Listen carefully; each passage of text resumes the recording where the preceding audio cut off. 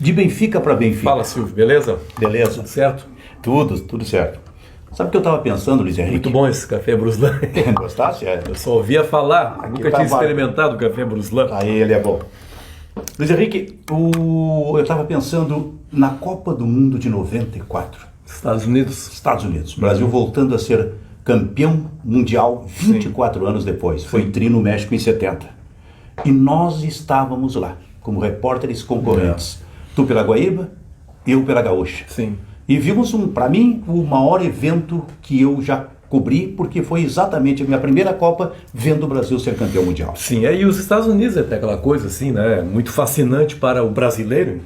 O cara vai aos Estados Unidos, é sempre um projeto, né? E aí o cara tem a possibilidade de chegar lá numa Copa do Mundo, né? Um planeta todo junto com a gente por lá, né? Interessante que eu falei que foi 24 anos depois, porque o último título foi em 70 no México, né? Sim. E a gente estava em Osório. Sim. Eu já estava na Rádio Osório como operador de áudio. Sim. Tinha 15 anos de idade. Eu tinha 10 anos ainda. Eu tinha 10 anos. E a gente assistiu pela televisão. Pela primeira vez, uma Copa do Mundo transmitida pela TV. Exatamente. Para todo o Brasil. Isso. E a gente na frente daquela televisão preta e branco. Isso. Comprada pelo pai em 1966. Importante falar também que muita gente confunde. A primeira transmissão a cores, não foi, né? Não. Foi preto e branco a televisão, porque a TV a cores só chegou em 72 no Brasil, né? Mas teve um lugar que assistiu a cores. Sim. O Palácio do Planalto, com o presidente Emílio Garrastazu Azul Médici. Exatamente, que recebia em cores. Exatamente. Então a Copa de 94, cara, ela deixou muitas histórias pra gente, né? Muitas. Pra mim, por exemplo, eu lembro do dia no Rose Bowl, Los Angeles, Brasil campeão, todo aquele trabalho que a gente fez como repórteres lá na zona mista com os jogadores da seleção.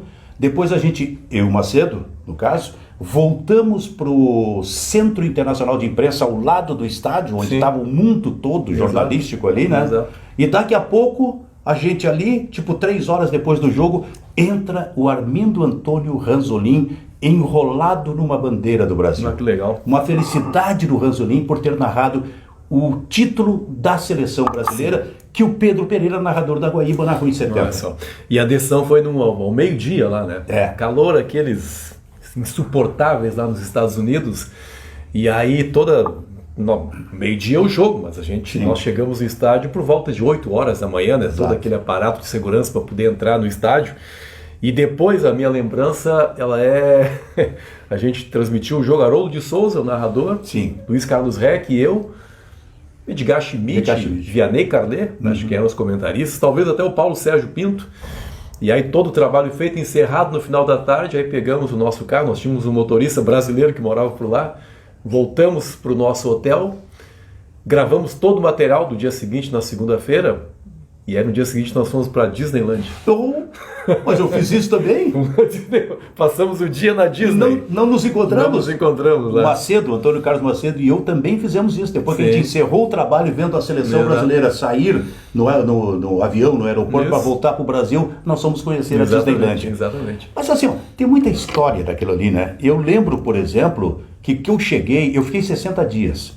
Bem mais que eu. Na Copa do Mundo. Viajamos eu e o Pedro Ernesto. E o Cláudio Díssima, que era o repórter da Zero Hora, e o Jurandir Silveira, que era um fotógrafo do Diário Catarinense. Depois foi chegando o restante do pessoal. E a gente foi para um hotel em San José, na região ali da Califórnia. San José, na Califórnia. E aí quando o Pedro e eu chegamos no hotel e entramos no nosso quarto, o Pedro disse: Benfica, tem fogão. Resultado disso, nos mandamos para o supermercado, compramos panelas e talheres, e o Pedro Ernesto começou a cozinhar. Durante quase 30 dias, o Pedro Ernesto cozinhava para a gente. Então alguma coisa o Pedro faz bem, então. Olha, tá mexendo com o homem, hein? Durante quase 30 dias, o Pedro cozinhando. E todos nós, repórteres de jornal, fotógrafos, operadores técnicos, a gente entrava numa fila ali com o prato e o talher para se servir da comida que o Pedro fez. Que legal isso. Só a elite não entrava. A elite, e eu estou falando de narrador e comentarista, nós estávamos todos, um grupo muito grande no hotel, esses não iam, saíam para jantar.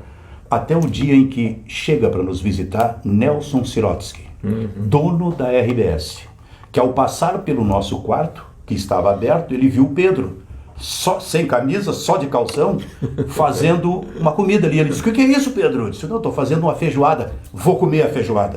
Nelson, elite Nelson Sirotsky entrou na fila e veio toda a elite para comer também, aquela fila interminável. E o Cláudio Dias só dizia o seguinte: não vão pagar? Olha, a primeira lembrança que eu tenho daquela Copa é uma coisa impressionante, cara. Que nós chegamos, eu fiquei muito menos tempo lá do que tu nos Estados Unidos. A estreia do Brasil foi até estava olhando esses dias, dia 20 de junho, né, contra a seleção da Rússia. O Brasil ganhou de 2-0. Nós chegamos aí alguns dias antes. E no dia que nós chegamos lá, nós tínhamos, eu falei já, nosso motorista, um brasileiro, cara de Niterói, lá na região do Rio, que morava há muito tempo nos Estados Unidos e que contratamos lá para ser o nosso motorista. Nos pegou no aeroporto, aí nos levou para o nosso hotel também, nessa região lá de San José, na Califórnia. Entramos no quarto, ligamos a televisão e está acontecendo uma cena que entrou para a história. A perseguição da polícia ao O.J. Simpson. Naquele exato dia, nós ligamos a televisão, que todos os canais americanos transmitindo, né? Ele naquelas rodovias lá, seguido pela polícia. E a gente não conseguia aquela dificuldade do idioma, e aí o nosso motorista, muito tempo, não, está acontecendo uma coisa fantástica, estão perseguindo o O.J. Simpson, nos contou toda a história que acontecia, nós abrimos a porta do quarto e entramos, está acontecendo aquilo. Olha, Luiz Henrique, tem muita história, hein?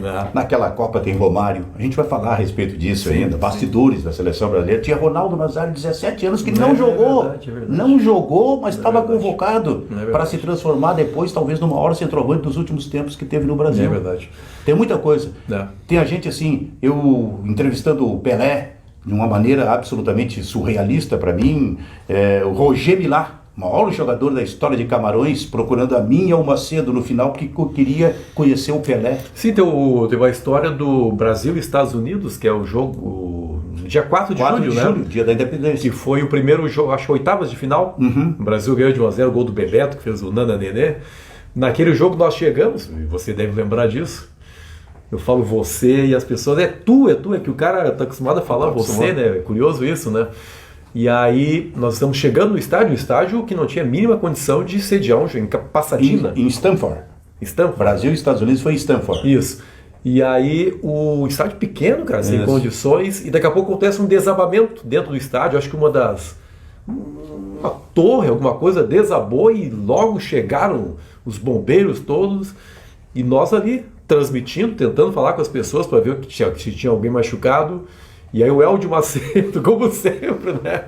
Sempre um bloqueio para a imprensa, o Eldio Macedo com seu inglês, né? Abriu as portas e fizemos a transmissão. Grande Eldio Macedo, que era repórter também da Gaúcha na época. Exatamente. Que papo é esse, Luiz Henrique? E eu tanta história para contar. Comecei a lembrar de outras histórias que obviamente não contaremos agora, senão não vai dar tempo. Né? Eu acho que vai seguir. Esse projeto até vai seguir. Está terminando o café já, né? Então é o seguinte, brindamos aqui. Que papo é esse com o Luiz Henrique? Valeu, Benfica. Até a próxima, Silvio.